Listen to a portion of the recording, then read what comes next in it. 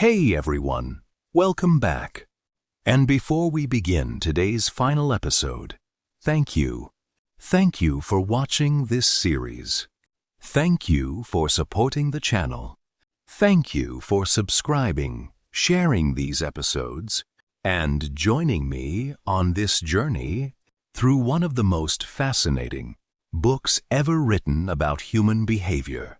Today, we reach the final part of the laws of human nature. Over the past episodes, we've explored emotions, narcissism, envy, status, aggression, manipulation, self-deception, and the hidden forces shaping our lives. But today, Robert Greene shifts the focus because understanding human nature is only half the challenge. The other half is learning how to rise above its limitations. Let's begin. Throughout this book, Greene has shown us something important. Human beings are complicated.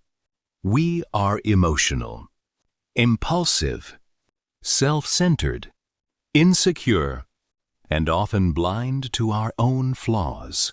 But the purpose of understanding human nature is not to become cynical. It's not to lose faith in people. It's not to assume everyone is selfish or manipulative.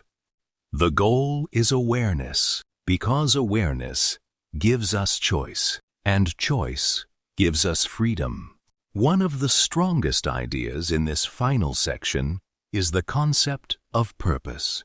Greene argues that many people drift through life without a clear sense of direction. They react instead of create. They follow instead of lead. They move wherever circumstances push them.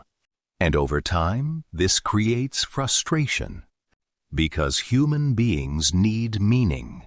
We need something to aim at. Something larger than temporary pleasure. Something larger than comfort. Think about the people who leave a lasting impact on the world. Inventors, artists, leaders, scientists, visionaries. What separates them from everyone else? According to Greene, it's not necessarily intelligence. It's not luck, and it's not talent alone. It's purpose, a deep commitment to something beyond immediate rewards. When a person discovers a meaningful purpose, something changes. Distractions lose their power. Petty conflicts become less important. The opinions of others become less controlling. Because attention becomes focused, and focused attention is one of the most powerful forces a human being can possess. Greene explains that one of the greatest dangers in life is aimlessness. Without direction, people become vulnerable. They become vulnerable to trends, to social pressure, to manipulation, to emotional impulses, to other people's agendas. But when you have a purpose, you begin making decisions differently. You stop asking, "What feels good right now?" And you start asking, "What serves the future I'm trying to build?" That shift changes everything. Another major theme in this section is maturity. And Greene's definition of maturity is fascinating. Because maturity isn't about age. Everyone knows older people who are emotionally immature, and younger people who possess remarkable wisdom. Maturity, according to Greene, comes from self-awareness. It comes from understanding your weaknesses, accepting reality, controlling impulses, and taking responsibility for your actions. One of the signs of maturity is the ability to see yourself clearly, not as the hero of every story, not as the victim of every story, but honestly, objectively, without constant excuses. And that's difficult, Because the ego always wants protection. The ego wants comfort. The ego wants validation.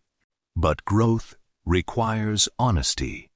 Greene also talks about leadership, and this part feels especially relevant today. Many people think leadership is about power, authority, status, control, but Greene suggests that true leadership begins with understanding people, because leadership is ultimately influence, and influence depends on empathy, observation, patience, and emotional intelligence. The best leaders understand human nature, not because they manipulate people, but because they understand motivation, fear, hope, ambition, insecurity, and they know how to bring out the best in others. One of my favorite lessons from this section is Greene's reminder that everyone has flaws. Everyone. No exceptions. The strongest people have weaknesses. The smartest people have blind spots. The most successful people make mistakes. The most confident people experience doubt. Understanding this changes how we see the world. We stop expecting perfection. We stop worshiping people. We stop creating heroes.